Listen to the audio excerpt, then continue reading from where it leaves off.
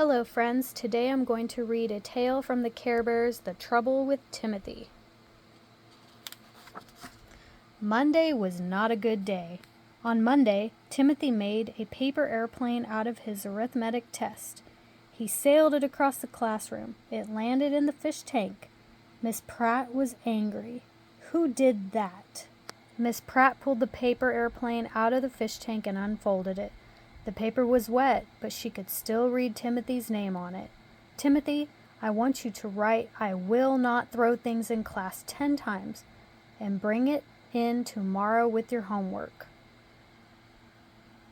Timothy spent Monday after school digging for worms in the backyard. That night, there was a really good movie on television, so Timothy forgot to write, "I will not throw things in class 10 times." He didn't bring any papers to school on Tuesday. What Timothy did bring in on Tuesday was a little white box. He put it on Jennifer's desk. When Jennifer saw the little white box, she was very excited. "Look, somebody gave me a present. I wonder what it is. Maybe it's a ring." Jennifer opened the box. "Eek! It's a worm! Oh, yuck! Get it away from me!" Jennifer leaped out of her seat so fast she knocked the box off her desk. The worm fell out and slowly crawled across the floor. All the children started yelling, "Worm! Worm! Watch out for the worm!" Miss Pratt had to bang on her desk with a ruler to quiet them down. "Whose worm is that?" she asked. "It's Timothy's worm," everybody yelled. Miss Pratt sent Timothy to the principal's office. Wednesday was a terrible day. When Miss Pratt turned to write on the blackboard, Timothy tried to be funny. He stuck out his tongue, crossed his eyes, and made a horrible face. Before he could stick his tongue back in and uncross his eyes, Miss Pratt turned around. She did not think it was funny. When Miss Pratt asked, "If I have 2 apples and you have 2 apples and we put them together, what do we have?" Timothy shouted, "Applesauce." When Miss Pratt called on him to read, Timothy couldn't find the place in his reader because he was busy drawing swamp monsters in his notebook. Miss Pratt wrote a note to Timothy's parents. When Timothy's parents read the note, they sent Timothy to his room. "Nobody likes me," Timothy said to himself. "Everybody hates me. Miss Pratt hates me. Jennifer hates me. Even my father and mother are angry with me right now. I don't have a friend in the world." Timothy sighed and sat down on his bed. Suddenly, he noticed that a bear with daisies on his tummy was sitting on his pillow. Timothy was surprised. He picked the bear up. "What are you doing here? I don't own a bear like you. Are you a present?" The bear giggled. Oh, please, stop patting my tummy. It tickles." Timothy was so amazed to hear a bear speak that he almost dropped it. Careful, careful," smiled the bear. "You are talking. I never heard a bear talk before. You never needed a friend so badly before. You said that you didn't have a friend in the world." "That's true," Timothy said sadly. "No, it's not. I'm your friend, your snuggly, furry friend. In fact, that's my name, Friend Bear, and I come from the land of Carolot. I'll be around as long as you need me, but when you don't need me so much, I'll be on my way. Now I think I can help you." "How?" said Timothy. "The way that I see it, you don't like school very much." "Why should I?" asked Timothy. "School's no fun." "But it can be," said Friend Bear. "I'll show you. Let's play a numbers game with your models." "Can you do numbers?" "Can I do numbers? Can a rabbit roar? Can a pig fly?" "No," said Timothy. "Maybe not," said Friend Bear, "but I can do numbers. Now look, you have 1 swamp monster, 1 dinosaur, and 1 snake man. If I take the dinosaur," Friend Bear took the creature and climbed up on the bed, "how many monsters do you have left?" "2," said Timothy. "Very good. As easy as falling off a log." Friend Bear tumbled off the bed and rolled over to Timothy. "When Miss Pratt asks you to do arithmetic, why don't you use your imagination? You don't always have to add apples." "That's a good idea for arithmetic," said Timothy. "But what about reading? I don't like reading. We never get to read about really good things like rockets and monsters."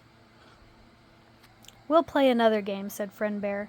"Do you have a pencil and paper?" Of course, Timothy got them out of his desk. "This is a reading game," Friend Bear explained. "Can you read?" asked Timothy. "Can I read? Can a snake tap dance? Can a cow roller skate?" "I doubt it," said Timothy. "Me too, but I can read." Friend Bear picked up the pencil and printed something on the paper. "Can you read what it says?" Timothy looked at the letters. "No, not really." Friend Bear pointed out the words. "It says, 'Swamp monsters from outer space meet the Snake Man.' If that were a story in a real book, would you want to read it?"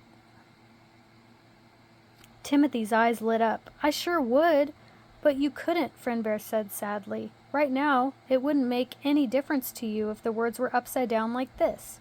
Then Friend Bear stood on his head. "And you'll never get to know them if you draw swamp monsters when you are supposed to be learning how to read." Timothy frowned. "I never thought about it that way. Thanks, Friend Bear." He picked up Friend Bear up by the leg and straightened him up. "Oh," Friend Bear giggled. "Heavens to fuzzies! That's another ticklish spot." "Sorry," but Timothy couldn't resist giving Friend Bear another tickle. Friend Bear giggled. So did Timothy. Then they both laughed louder. Timothy found that he was feeling better. Later, when they were playing a game, Friend Bear smiled and said, "Timothy, may I ask you a question?" "Sure, Friend Bear, go ahead." "Why do you act silly in school? You know, making faces, teasing." Timothy was silent for a moment. Then he said, "I'm not sure, Friend Bear. Sometimes I wonder if anyone notices me. If they laugh at me, maybe they'll want me for a friend." "Maybe," said Friend Bear, "but you know, Timothy, it's not hard to have friends. Think about it. If you want somebody to be warm and fuzzy, nice to you, you have to be nice to them?" Timothy said, "Exactly. See, if you want to make a friend, you have to be a friend." "And I guess I shouldn't give them worms," Timothy added. "Not unless they happen to be a worm collector." Friend Bear smiled. Before Timothy went to bed that night, he thought for a long time about what Friend Bear had said. The next day, Miss Pratt said, "I have 2 chickens, and you have 2 chickens. What do we have all together?" Timothy almost said lots of eggs, but he didn't. He just pictured 4 fire engines instead of chickens and raised his hand. Miss Pratt was very pleased. He didn't draw pictures of swamp monsters during reading time, and when Miss Pratt called on him, he read every word right. Miss Pratt gave him a dinosaur sticker for his notebook. On Friday, Timothy started to stick out his tongue and cross his eyes at Jennifer. Suddenly he remembered Friend Bear. Instead of making a horrible face, he smiled. Jennifer looked surprised for a minute. Then she smiled back. Friday was a very good day.